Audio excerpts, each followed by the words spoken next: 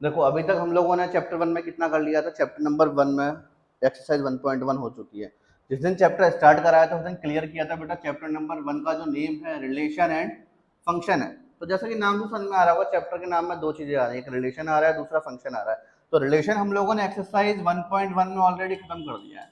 1.1 में हम लोगों ने रिलेशन को खत्म कर दिया था। फंक्शन फंक्शन होता क्या है, देखो मैं तुम्हें एक बात बता दूं। फंक्शन सिर्फ वही बच्चे अच्छे से समझ सकते हैं जिन बच्चों को रिलेशन आता होगा। अगर मैं बोलूंगा कि रिलेशन नहीं आ रहा तो पहले फंक्शन के बारे में भूल जाओ, पहले रिलेशन को सीख लो अच्छे से, रिलेशन अच्छे से सीख लेना, उसके बाद फंक्शन पर आना। क्योंकि फंक्शन की डेफिनेशन ही होती है, फंक्शन के बारे में बोला जाता है it is a special type of relation, it is a special type of relation. Function हमारा एक स्पेशल टाइप का रिलेशन होता है। अब स्पेशल टाइप का क्यों? क्योंकि इसकी कंडीशंस कुछ अलग होती हैं। फंक्शन में जो रिलेशन हम इंक्लूड करते हैं उनकी कंडीशन कुछ अलग ही होती है। जैसे फॉर एग्जांपल मैं तुम्हें बता दूं, जैसे मान लो बेटा मेरे पास एक सेट ए है और एक मेरे पास सेट बी है।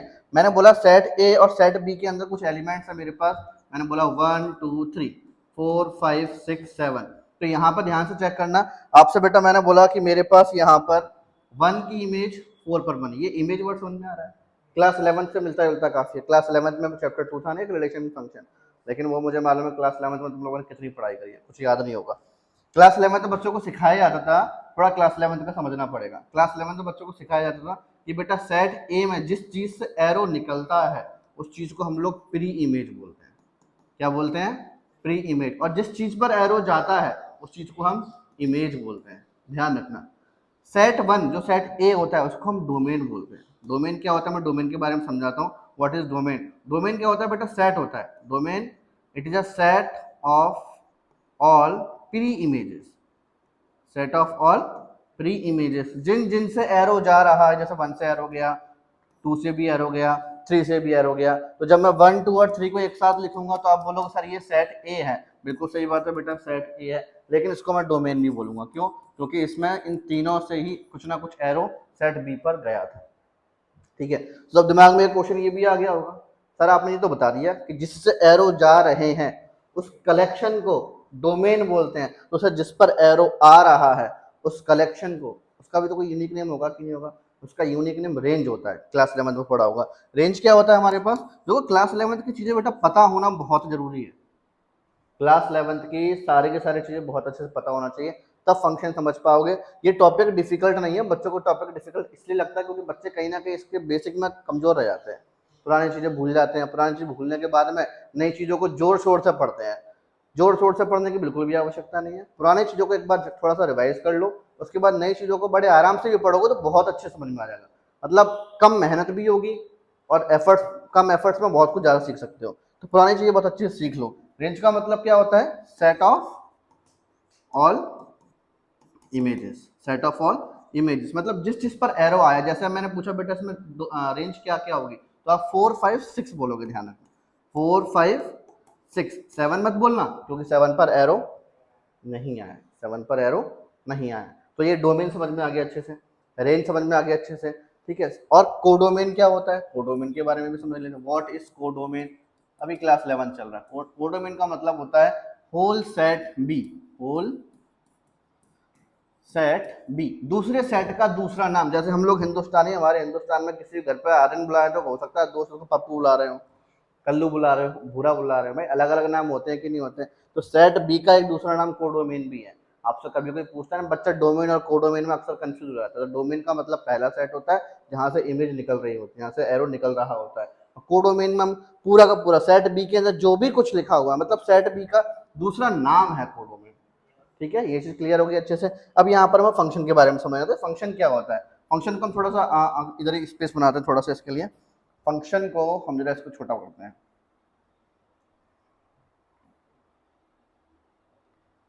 यहाँ साइड में इसको छोटा सा कर ही देते हैं।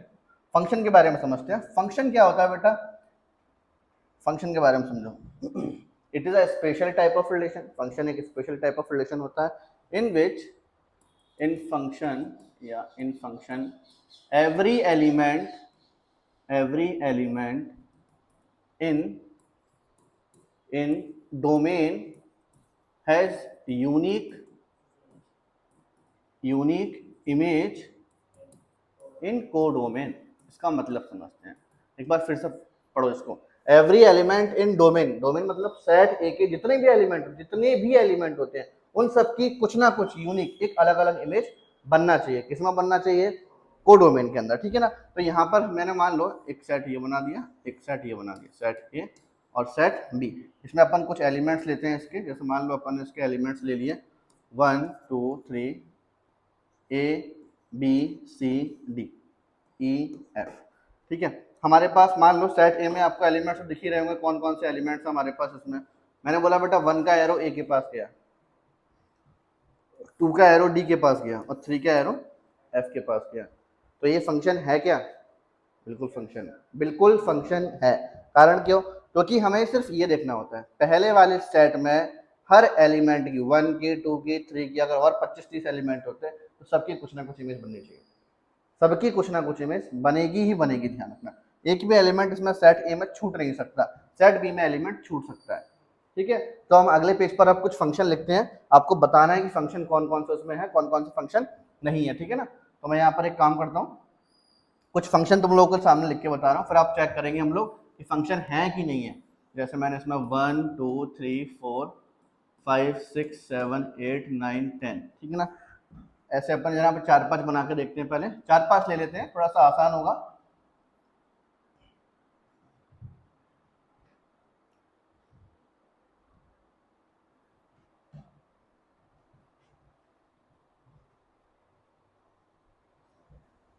बहुत ले लिए मैंने, इतने से तुम बहुत अच्छे से सीख जाओगे फंक्शन के बारे में, फंक्शन क्या क्या होता है। अभी अपना आंसर दिमाग में लेके चलना, ठीक है ना। मैं पूछूंगा थोड़ी देर में, तब बताना मुझे।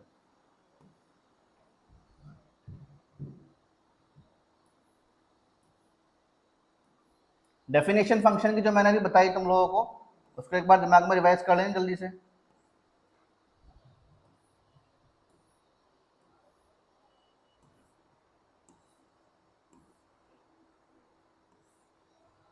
ठीक है, मैंने यहाँ पर 6 एग्जाम्पल लिए।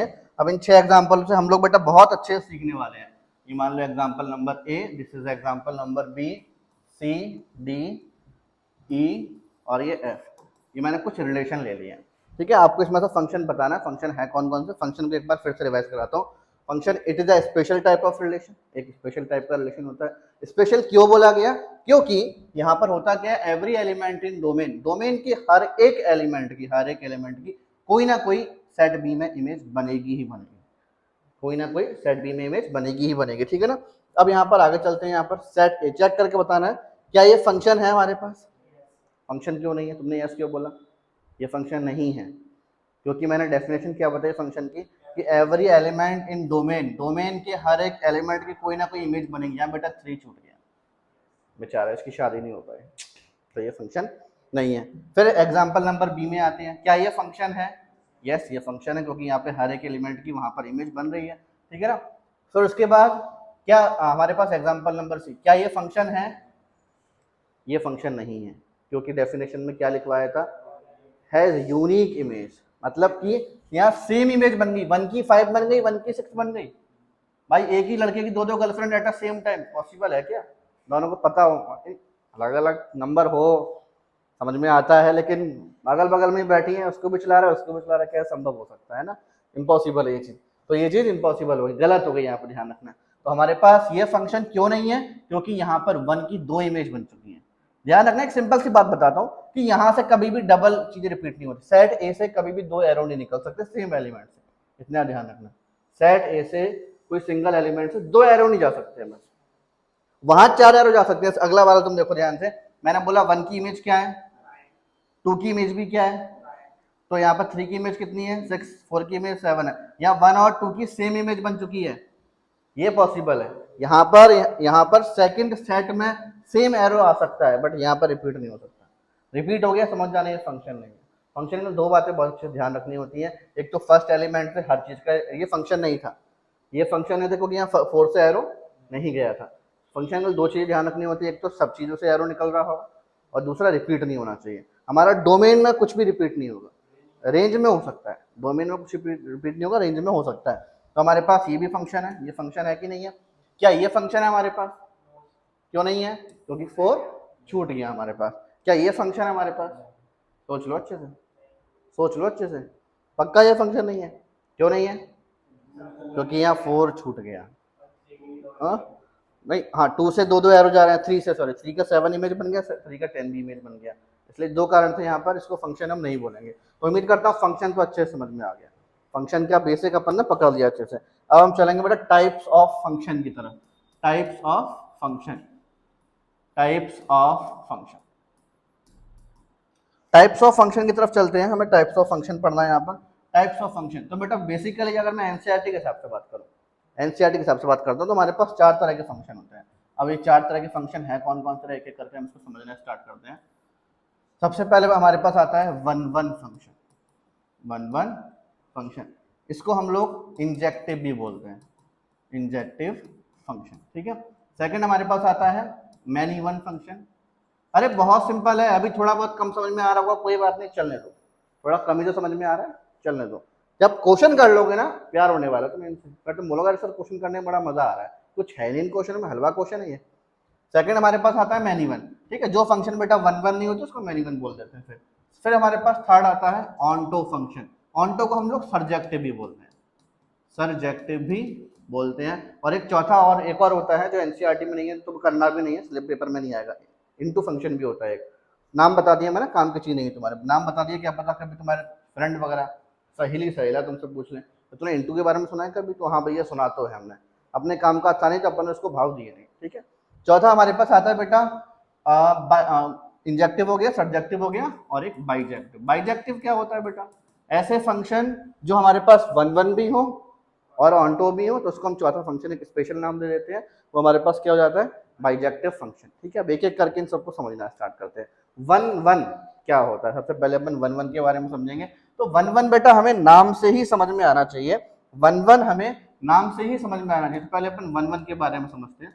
One one, what is one one function? एक एक एक एक, इसके नाम में घुस जाओ बेटा, नाम में घुस जाओगे तुम्हें समझ में आ जाएगा, इसके नाम में घुस जाओगे तुम्हें बहुत अच्छे से समझ में आ जाएगा। तो वन वन के नाम में सब कुछ बताया हुआ है, 1 2 3 A B C D, ये लिखा है बेटा मेरे पास। मैंने बोला बेटा कि मेरे पास 1 की गर्लफ्रेंड कौन है, 2 की गर्लफ्रेंड कौन है, और 3 की गर्लफ्रेंड कौन है, तो ये वन वन हो गया। सभ्य लोग, सभ्य लड़के और सभ्य लड़कियां, इनमें कोई भी उस टाइप की नहीं है, इस टाइप का समझ रहे हो, ठीक है, ठीक है, लॉयल है ये लोग, है ना। तो हमारे पास यहाँ ध्यान रखना, वन वन, ऐसा वन वन होता है जब एक लड़के की एक ही गर्लफ्रेंड हो, this is known as one one function. लेकिन अगर अब मैनी वन पीछे के साथ समझाए तो बहती गंगा में अपन इसको भी याद दिलवा देते हैं। अगर मान लो वन की गर्लफ्रेंड ये तो थी, वन की गर्लफ्रेंड भाई 4 मकान छोड़ के डीबी है, हो सकता है क्या? पॉसिबल है? फंक्शन होगा ये? फंक्शन होगा? नहीं होगा ना भाई, रिपीट नहीं होगा ना ये। लेकिन सुनो, अरे और भी चीजें तो हो सकती हैं। मान लो यहाँ पर हमारे पास 4 भी होता है और 4 की गर्लफ्रेंड ए है, मतलब 1 की गर्लफ्रेंड भी ए है और 4 की गर्लफ्रेंड भी, तो ये हो गया अपने पास क्या? Many one. नाम से समझो ना, मैनी, जैसे इसको बोला ना, मैनी मतलब बहुत सारे, उस तरफ वन, तो सेट वन में जब मैनी एरो निकलते हैं किसी एक की तरफ, तो उस फंक्शन को हम बोलते हैं मैनी वन फंक्शन। तो समझ में आ गया कि नहीं आ गया? मैनी वन भी मैंने लगे है तो उसमें समझा दिया, मैनी वन समझ में आ गया कि नहीं आ गया? ये बेटा मैंने तुम लोग को मैपिंग के थ्रू समझाया, मैपिंग समझते हो, ये अपन एरो वैरो वाला जो तरीका होता है उसको मैपिंग बोलते हैं, मैपिंग के थ्रू समझा दिया। वन वन को हम लोग मैथमेटिकली भी प्रूफ करते हैं। मैथमेटिकली कैसे प्रूफ करते थोड़ा समझाता हूँ। हमसे बोला जाता है कि अगर हमारे पास मान लो 2 नंबर है x1, x2, ठीक है, कोई भी 2 नंबर है, लेट x1, बिलोंग्स टू, और इसको हम डोमेन से बिलोंग करते हैं, डोमेन समझते हो, सेट ए। डोमेन थोड़ा सा भारी भरकम शब्द लग रहा होगा, इसको मैं सेट ए लिख देता हूँ। x1 और x2 2 नंबर जो कि सेट ए में आते होंगे, अगर इसकी हेल्प से मैंने fx1 is equals to fx2 लिया, तो मेरे पास इधर से अगर x1 is equals to x2 आ गया तो इसको मैं वन वन फंक्शन बोलूँगा। और मैं इस बात की गारंटी दे रहा हूँ कि ये चीज़ किसी को समझ में नहीं है, ये मुझे समझ में आ रहा है। कोई बच्चा पहली बार पढ़ता है तो किसी बच्चों को ये वाली चीज़ समझ में नहीं आती, ये चीज़ है ही ऐसी, घबराने की बात नहीं है, 10 मिनट का थोड़ा सब्र रख लो, ये चीज़ 100% समझ में आने वाली है। एक कोई क्वेश्चन करेंगे तब समझ में आती है चीज़, ये हम लोगों ने वन वन जो सीखा था ये मैपिंग के थ्रू सीखा था। ये वन वन जो होता है ये मैथमेटिकली होता है। मैथमेटिकली बच्चा एग्जाम्पल से अच्छे सीख पाता है, इस तरह से अच्छे सीख नहीं पाता। थोड़ा बहुत मैंने तुमको सिर्फ ओवरव्यू दिया है इसका कि जब वन वन को हम मैथमेटिकली प्रूफ करेंगे, भाई कुछ क्वेश्चन ऐसे भी तो आएंगे जिसके हम ऐसे मैप बना ही नहीं पाएंगे, हो सकता है इस तरह का हम उसमें एरो वैरो वाला बना ही नहीं पाएंगे, पॉसिबल है भाई, मैथ्स में कुछ भी पॉसिबल हो सकता है। तब आप क्या करोगे, तब आपको फिर वन वन ऐसे प्रूफ करना होगा, ठीक है। क्वेश्चन करोगे तब बहुत अच्छे समझ में आएगा, चिंता मत करो, ये मेरी गारंटी। 10-15 मिनट बैठे रहो, सब आने वाला है। अब चलते हैं बेटा ऑन टू की तरफ। ऑन टू क्या होता है? ऑन टू बड़ा ही आसान, इसको देख के तो कभी कभी तरस हो रहा था, दिल दुखता है बेचारे को मैथ्स में लेकर ही क्यों है, इसको तो फर्स्ट सेकंड क्लास में आना चाहिए था। ऑन टू बड़ा ही सिंपल है। ऑन टू के बारे में बस एक कंडीशन याद करनी है, ऑन टू फंक्शन के लिए सिर्फ एक ही कंडीशन याद करनी है, और वो कंडीशन ये है कि हमारे पास अगर, जैसे मैंने बोला एक सेट ए है और ये मेरे पास क्या है, सेट बी है। मैंने बोला इसमें बेटा मेरे पास 1 2 3, इसमें मेरे पास ए बी सी डी, ये नंबर है मेरे पास। मैंने बोला कि अगर बेटा मेरे पास, डी को अपन हटा देते हैं यहाँ से, मैंने बोला बेटा मेरे पास मान लो कि अगर मेरे पास 1 की इमेज ए के पास गई, 2 की इमेज बी ए के पास गई, हाँ नहीं 2 की अभी इमेज ए के पास नहीं जाएगी, 2 की इमेज बी के पास गई और 3 की इमेज सी के पास गई, या एक 4 और ले लो, 4 की इमेज भी सी के पास गई। तो मैं तुम्हें ऑन टू समझा रहा हूँ, ऑन टू समझाने के लिए बेटा बिल्कुल तकलीफ मत लेना। ऑन टू समझाने के लिए बस दो चीज़ें चेक करनी है। एक चीज़ तो ये कि देख लेना ये फंक्शन है कि नहीं, भाई फंक्शन भी तो होना जरूरी है। हम सीख ऑन टू फंक्शन है, पता पड़ा हम जिसमें फंक्शन को ढूंढना, फंक्शन ही नहीं है इस चीज़ में, हम ऑन टू फंक्शन को देख रहे हैं और फंक्शन ही नहीं, क्या मतलब इतना ढूंढना रिसर्च करने का। तो यहाँ पर एक काम बस ये देखना है, पहले तो ये देख लो फंक्शन की कंडीशन फुलफिल कर रहा है कि नहीं कर रहा, बस कर रहा, बात खत्म। दूसरी चीज ये देख लो सेकंड सेट में सबके पास एरो आ रहे हैं कि नहीं आ रहे, तो ये ऑन टू हो गया। ऑन टू के लिए बस इतना ही देखना होता है कि हमारे पास सेकंड सेट में सबके पास एरो आना चाहिए था, मतलब इसमें जो रेंज निकल कर आ रही है। मुझे एक बात बताओ, रेंज क्या है बेटा, इसकी ध्यान से सुनो, और अभी मुझे बताने वाला हूँ, बहुत काम मुझे बताने वाला हूँ, बहुत काम की चीज।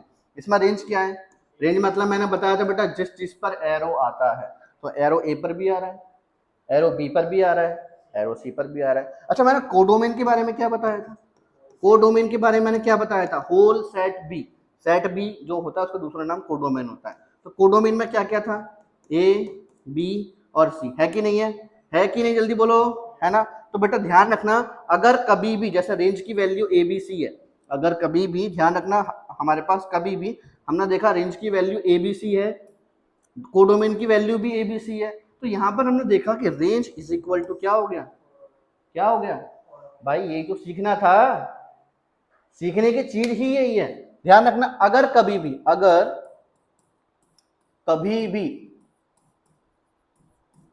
Range is equals to codomain हो जाए, क्या हो जाए, कोडोमेन, तो याद रखना कि वो फंक्शन हमारा ऑन टू फंक्शन होगा।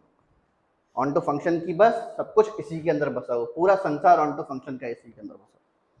क्लियर हो गया, मैनी वन सीख लिया अपन ने, वन सीख लिया हमने, ऑन टू फंक्शन भी सीख लिया।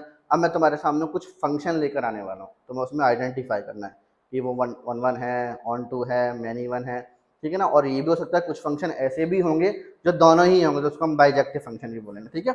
अपन आगे और करना स्टार्ट करते हैं, कुछ फंक्शन अपन लेकर आते हैं जल्दी इसमें, बिना टाइम वेस्ट करें। 1 2 3 4 ए बी सी डी ई,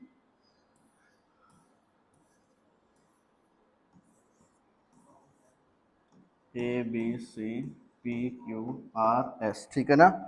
यहाँ पर अपन हम इसकी कॉपी कर लेंगे, थोड़ा टाइम बचेगा।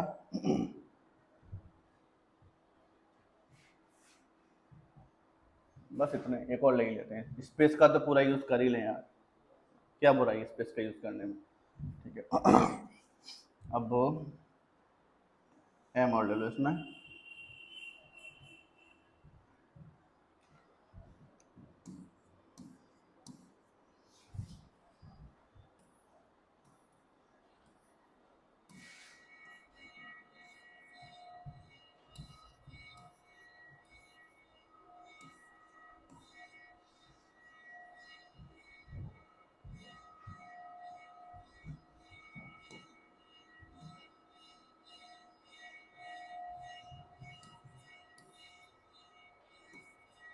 चलो स्टार्ट करते हैं। हम चेक करने वाले हैं कौन सा वन वन है, कौन सा मैनी वन है, कौन सा ऑन टू फंक्शन है, कौन सा बाइजेक्टिव फंक्शन है।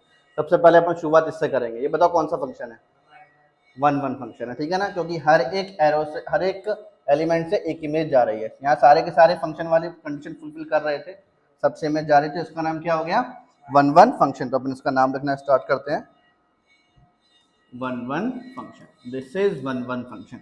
इस पर आते हैं, ये कौन सा फंक्शन है, ये भी वन वन फंक्शन है, वन वन फंक्शन, ठीक है ना, वन वन फंक्शन। अब इस पर आते हैं, यहाँ पर हमारे पास ये वाला कौन सा फंक्शन है, कौन सा है, सोच लो अच्छे से भाई, दो एलिमेंट की सेम, समझ गए ना, ठीक है। तो ये कौन सा फंक्शन हो गया, मैनी वन, है ना, many one function. This is many one function, ठीक है ना। उसके बाद यहाँ पर आते हैं हम, ये कौन सा फंक्शन होगा, फंक्शन ही नहीं है, क्यों नहीं है फंक्शन, ही है, शाबाश, क्योंकि इस पे एरो नहीं निकल पाया। तो फंक्शन होने के लिए many one, one onto और ये जितने भी अलाने पुराने फंक्शन होते हैं, उससे पहले फंक्शन तो होना चाहिए, फंक्शन नहीं था तो ये कोई फंक्शन है ही नहीं है। इस पर आते हैं, ये कौन सा फंक्शन है, हाँ, बाइजेक्टिव फंक्शन। क्यों, क्योंकि ये वन वन है, देखो यहाँ पर सबका एक एक एरो जा रहा है कि नहीं जा रहा। दूसरा, सेकंड सेट में सब पे एरो निकल कर आ गए, सब पर एरो आए हैं, जिस वजह से ये ऑन टू भी हो गया, और जब वन वन भी होगा और ऑन टू भी होगा, उस टाइम पर हम इसको क्या बोलेंगे, बाइजेक्टिव फंक्शन। क्या बोलेंगे, बाइजेक्टिव फंक्शन। इस पर देखो ये कौन सा फंक्शन है, ये वन वन फंक्शन। क्लियर हो गया कि नहीं हो गया, समझ में आ गया वन वन फंक्शन क्या होता है। अब तुम लोगों ने इतना समझ लिया, तुम फंक्शन के मामले में बहुत शानदार खिलाड़ी बन चुके हो। अब हम क्वेश्चन की तरफ चलते हैं। तो हम एक्सरसाइज 1.2 का क्वेश्चन नंबर 2 करेंगे। बच्चों के दिमाग में अक्सर एक क्वेश्चन आता है कि सर आपने फर्स्ट वाला क्वेश्चन पहले क्यों नहीं उठाया। तो देखो मैं अपने हिसाब से बोल रहा हूँ, मेरे हिसाब से मुझे ऐसा लगता है कि हमें एक्सरसाइज 1.2 का क्वेश्चन नंबर 2 बहुत सबसे पहले करना चाहिए। उससे होता क्या है कि फंक्शन हम लोगों ने अपना स्ट्रॉन्ग तो कर लिया है, इससे पहले अभी हमने फंक्शन की क्लासिफिकेशन सीख लिया, कुछ एग्जाम्पल भी देख लिए, बट उस फंक्शन को सुपर स्ट्रॉन्ग बनाने के लिए क्वेश्चन नंबर 2 पहले करना चाहिए। तो मेरे हिसाब से, ये मेरा ओपिनियन, तो भाई तुम लोग मेरे पास पढ़ने आते, मैं अपने हिसाब से कराऊंगा। तो क्वेश्चन नंबर 2 अपन पहले करते हैं। क्वेश्चन नंबर 2 लिखा क्या, देखो बेटा ध्यान से, इसमें बोला गया कि हमारे पास कोई फंक्शन है और वो नेचुरल नंबर से, एन का मतलब नेचुरल नंबर होता है, तो कोई फंक्शन है नेचुरल नंबर से नेचुरल नंबर में, और फंक्शन हमें दिया क्या गया है, F X is equals to X square. मतलब ये, जैसे मैं तुम्हें समझाता हूँ, जैसे मान लो बेटा मैं यहाँ पे कुछ बना के दिखाता हूँ तुम्हें, जैसे ये मेरे पास नेचुरल नंबर से ही फंक्शन था। नेचुरल नंबर में नंबर आते कौन कौन से हैं, 1 2 3 4 डॉट डॉट डॉट इन्फिनिट तक चलेगा कि नहीं चलेगा। ऐसे यहाँ पर भी आएंगे कि नहीं आएंगे, 1 2 3 4 5 डॉट डॉट डॉट इन्फिनिट तक चलेगा कि नहीं चलेगा। ये हमें फंक्शन इसमें दिया गया था, ठीक है ना। क्वेश्चन में हमसे क्या बोला गया, क्वेश्चन में हमसे बोला गया कि हमें बताना है, चेक करना है। क्वेश्चन की हेडिंग मैंने यहाँ पे लिखी नहीं है, क्वेश्चन की हेडिंग आप लोग चेक करोगे तो बुक में मिल जाएगी। हमें चेक करना है कि ये कौन सा फंक्शन है, वन वन है, इंजेक्टिव है या फिर सब्जेक्टिव है, हमें ये चेक करना है। इसमें वन वन और ऑन टू बेसिकली चेक करना है। तो यहाँ पर देखो बेटा, मैंने बोला वन वन के लिए क्या होता था, वन वन के लिए हमने क्या सीखा है कि भाई एक बंदे की एक ही गर्लफ्रेंड होना चाहिए, है ना। मतलब ऐसा नहीं होना चाहिए कि वन का एरो वन के पास जा रहा है, पता पड़ा चौथा भी वन को ही चला रहा है, ऐसा खेल नहीं होना चाहिए। चौथे के लिए कोई अलग हिसाब किताब होना चाहिए, यहाँ पर वो वन वन फंक्शन कहलाएगा। तो यहाँ पर हमने देखा, यहाँ पर मैंने देखा कि भैया अगर मैं x की जगह वन रखूं, अगर मैं x की जगह क्या रखूं, वन रखूं, ठीक है ना। तो यहाँ पर सोचने वाली बात है, अगर x की जगह बेटा वन रखोगे तो आपको वन का स्क्वायर क्या मिलेगा, सोचो ना, वन x की जगह वन रखोगे इस जगह पर, तो आपको f1 की वैल्यू कितनी मिल जाएगी, वन ही मिलेगी कि नहीं मिलेगी। x की जगह पर टू रखो, अगर टू रखता हूं तो टू का स्क्वायर कितना होता है, फोर मिलेगा कि नहीं मिलेगा। एक्स की अगर मैं 3 रखूं तो मुझे क्या मिलेगा, आगे चल के कहीं 9 मिलेगा कि नहीं मिलेगा। अगर मैं एक्स की जगह बेटा 4 रखूं तो हो सकता है आगे चल के 16 मिले, हो क्या सकता है भाई, मिलेगा कि नहीं मिलेगा।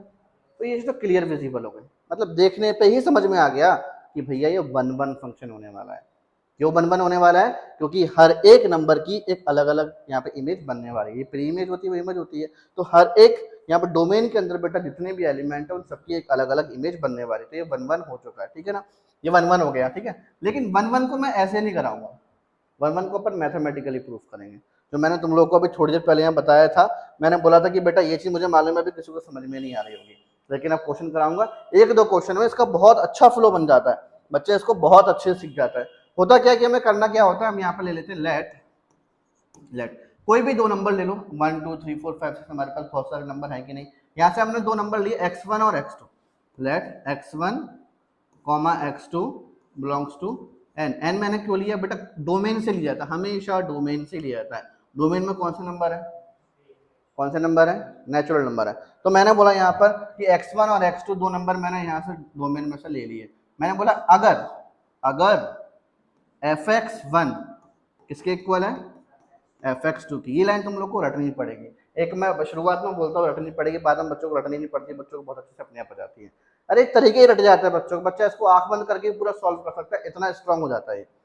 हमने दो नंबर लिए यहाँ से x1 और x2 कोई जनरल नंबर ले लिए। अगर fx1 इज इक्वल टू क्या है? अब fx है क्या? ये देखो यहाँ से, दिस इज fx। अगर बेटा fx की वैल्यू क्वेश्चन में तुम्हें एक्स स्क्वायर दी हुई, देखो क्वेश्चन में लिखा है कि लिखा, तो fx1 क्या होगा यार? शायद से x1 का स्क्वायर।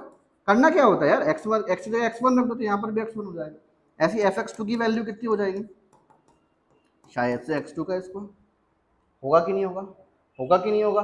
तो fx1 की जगह पर मैं क्या लेने वाला हूँ? x1 का स्क्वायर, x1 का स्क्वायर, और x2 की fx2 की जगह पर क्या लेने वाला हूँ? x2 का स्क्वायर। ऐसे ही होगा कि नहीं होगा? हमेशा ध्यान रखना, अगर बेटा x1 square is equal to x2 square दिया हुआ तो यहाँ पर क्या होता है? x1 इज इक्वल टू जो होता है प्लस माइनस का x2 आता है। थोड़ा सा कम समझ में आ रहा होगा, मैं तुम्हें एक बार समझा के दिखाता हूँ। मैंने बोला बेटा -2 का स्क्वायर कितना होता है? +2 का स्क्वायर कितना होता है? होता है कि नहीं होता? -2 का स्क्वायर क्या होता है? 4। +2 का स्क्वायर क्या होता है? 4।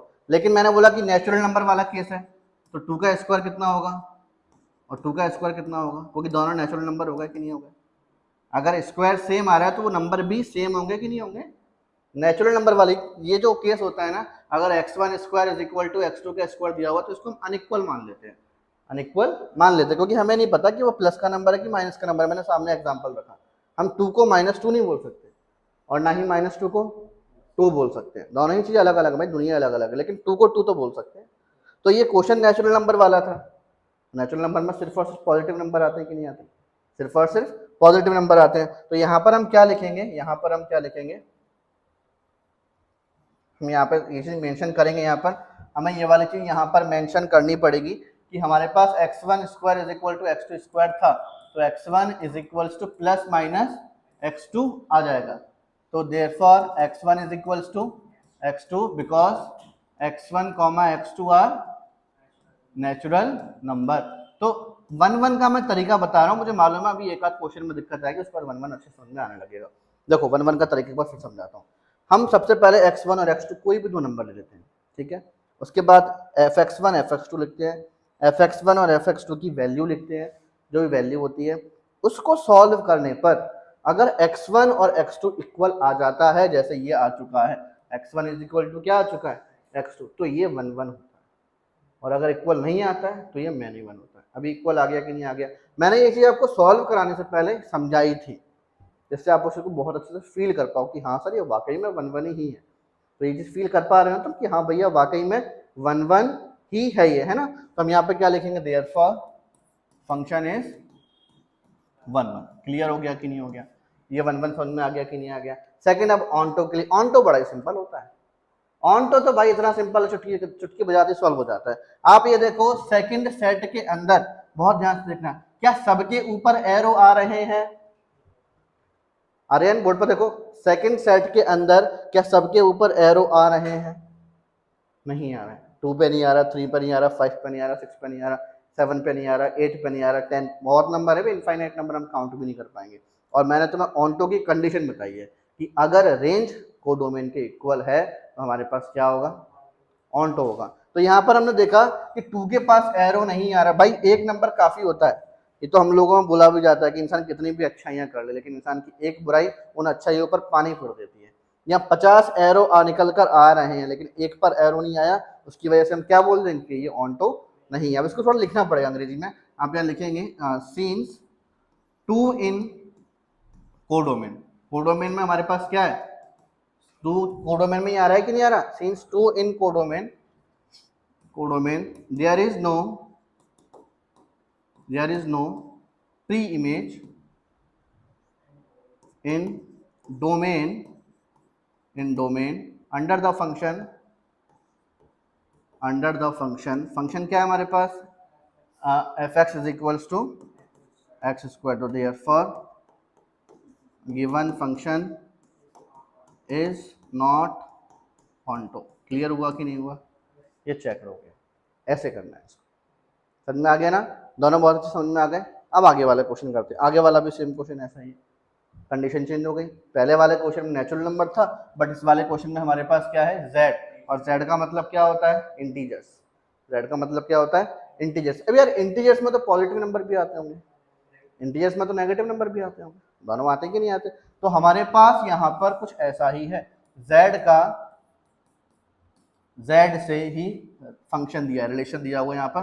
तो इसमें मैंने लिखा -3, -2, -1, 0, ऊपर इन्फिनाइट चल रहा है, 1 2 3, नीचे भी इन्फिनाइट चल रहा है। सेम यहाँ पर भी होगा, -1 -2 -3 0 1 2 3, और खत्म ही नहीं होगा, आगे कभी खत्म होगा ही नहीं। पहले इसको 1 1 प्रूव करने से पहले अपन इसको फील करने वाले हैं कि एक्चुअल में 1 1 है भी कि नहीं है। जरा सोचो बेटा, मेरी बात ध्यान से सोचना। अगर मैं बेटा 1 का स्क्वायर निकालूं, क्योंकि फंक्शन क्या है? फंक्शन तो यही है ना, f(x = x²। अगर मैं +1 निकालूं, +1, x की जगह 1 रखो, तो आपको 1 का स्क्वायर कितना मिलेगा? 1 ही मिलेगा कि नहीं मिलेगा? अगर मैं बेटा मैं x की जगह पर, इधर x की जगह पर -1 रखूं, तो अब क्या मिलेगा? अरे रे रे रे, क्या हो गया? 1 1 हो गया ना? हो गया 1 1? नहीं है, 1 1 नहीं है ना? तो क्या है ये? मैनी 1, क्योंकि यहाँ मैनी दो नंबरों से एक पर एरो गया, तो मैनी और 1, नाम से समझ में आ गया, मैनी 1। अब इसको मैथमेटिकली करना पड़ेगा, मतलब हम करने से पहले इसका आंसर बता चुके हैं कि क्या है?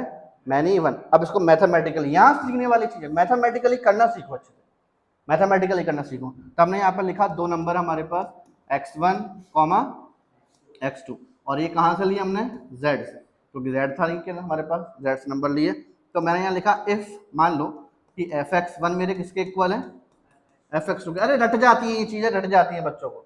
fx1 = x2 है, तो मुझे इससे x1 और x2 इक्वल निकालना होगा। निकलेगा तो 1 1, नहीं निकलेगा तो many 1।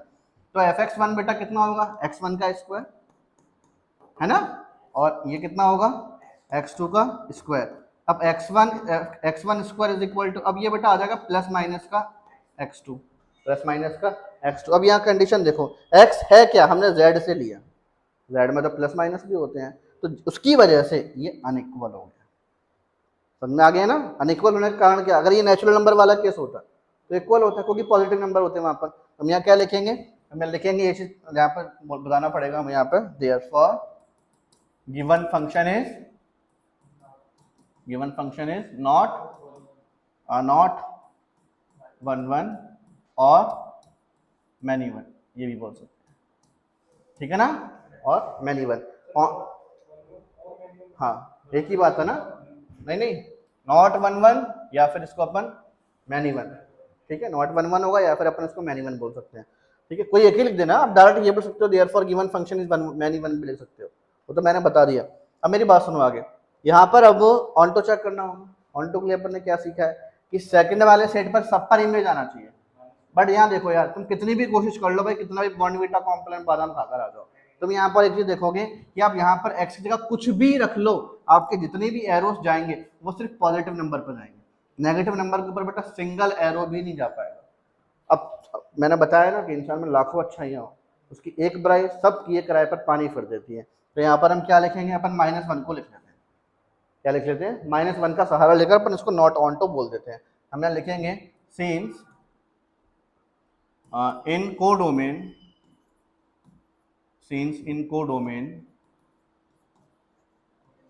there is no pre-image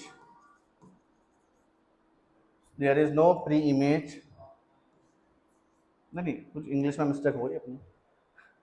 यहाँ पर लिखेंगे in codomain there is no pre image of -1 in domain, सही है, ठीक है ना?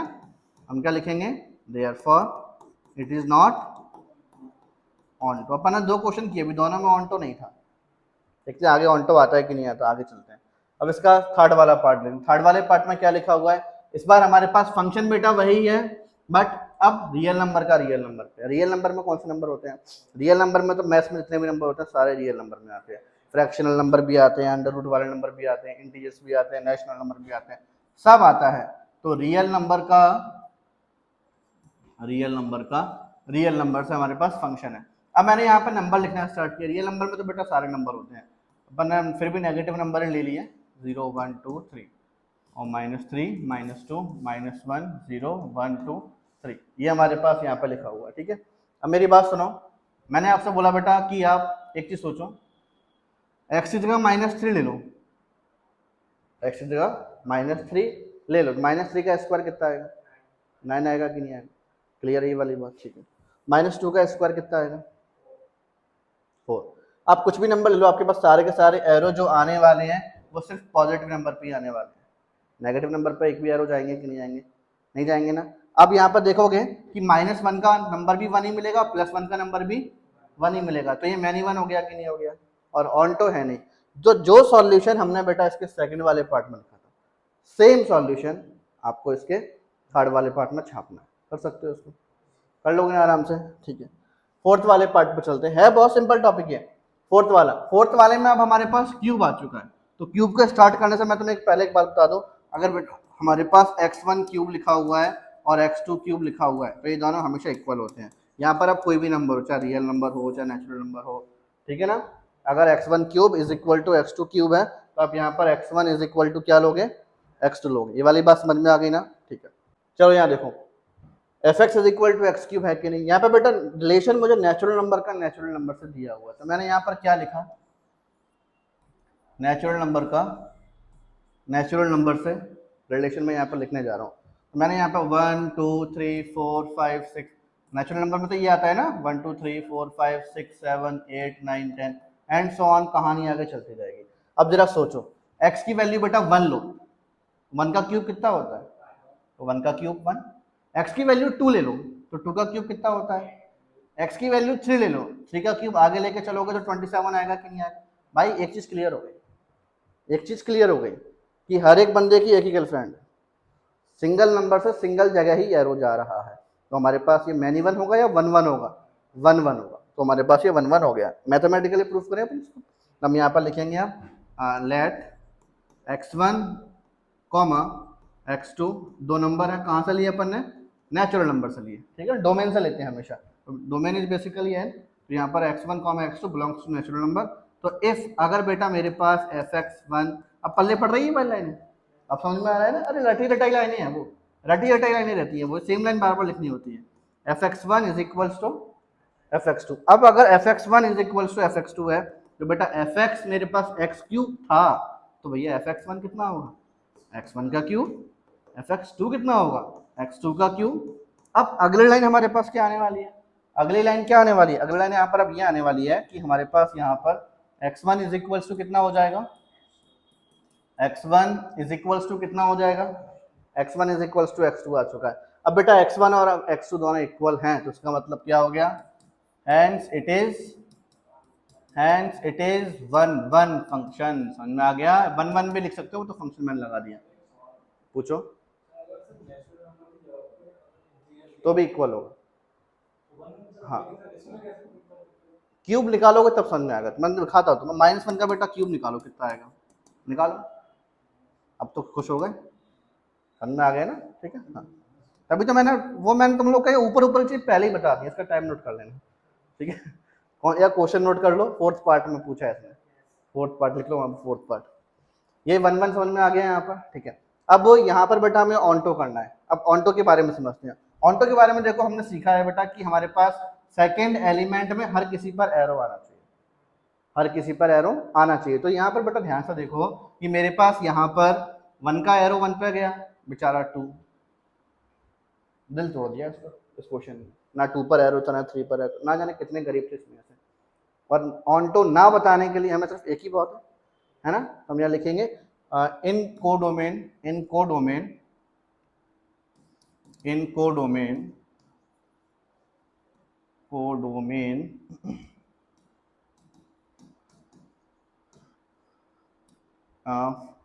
नहीं रुको, इंग्लिश थोड़ा चेंज करना पड़ेगा, अपन यहाँ पर लिखते हैं फॉर 2, ये सही रहेगा मेरे हिसाब से, फॉर 2 इन कोडोमेन, ये सही है, for 2 in codomain there is no pre image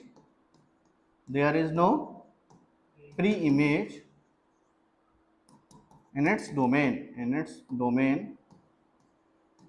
under the function F X is equals to X cube, तो hence it is not onto. अरे क्लियर है, बात समझ में आ रही है ना, डाइजेस्ट कर पा रहे हो, आयदा तो नहीं हो रही, उल्टी ऐसा मन तो नहीं कर रहा तुम लोगों का, पल्ले पड़ रही ना सारी चीजें। इसका लास्ट पार्ट और करते हैं फिर, ठीक है।